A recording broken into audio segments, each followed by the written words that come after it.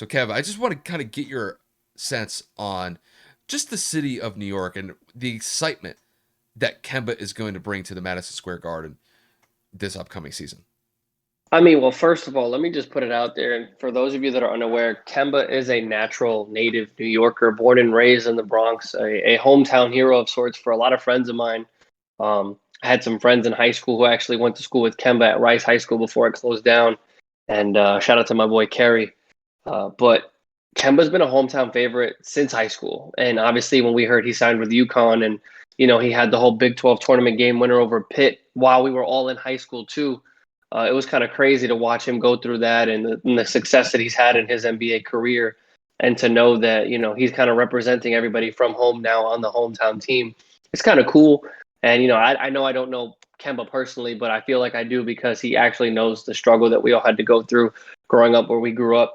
Kemba probably had it a little worse than others because in the particular area that he grew up, it wasn't exactly ideal, and he's kind of overcome everything that he's gone through in life between home life struggles, height deficiency. Like people didn't really expect him to do anything in the league because of how small he was, his lack of being able to defend. And he's been a prolific scorer. He's a 4 or 5-time All-Star in the NBA already, and now he's going to have a chance to compete for a championship more than he has in his entire career with the New York Knicks roster that's been assimilated around him, or assembled, whatever word I'm trying to think of. Guys, my brain is mush.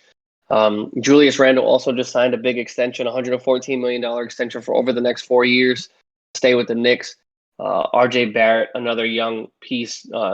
Derrick Rose re-signed, and a number of other players. So, I mean, shout out to Leon Rose for going out there and making this move to bring Kemba home. It gives a consistent scorer on the floor at all times at not only the guard position, but one of the most dire positions that the Knicks have needed for a while, which is a reliable point guard. And I know that Kemba Walker is going to bring some consistency to that offense.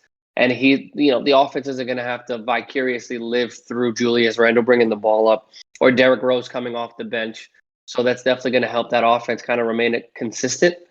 And I could not be happier. Again, I haven't been home in about 3 years, but my Twitter timeline, my Instagram timeline, and the people that I do follow on TikTok from New York have been popping off. Just to know that Kemba will be coming home to the New York Knicks is excitement in and of itself.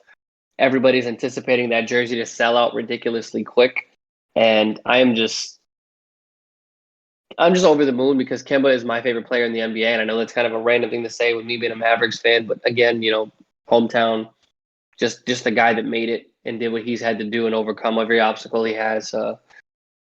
It's really nice to see him succeed. I was upset when he chose Boston over Dallas, and I knew that wasn't really going to pan out well with all the mouths that had to be fed over there. But, hopefully he thrives in New York, and the city will kind of just feed off of that, because when the Knicks win, like Kyle and I have talked about for so long, the city wins.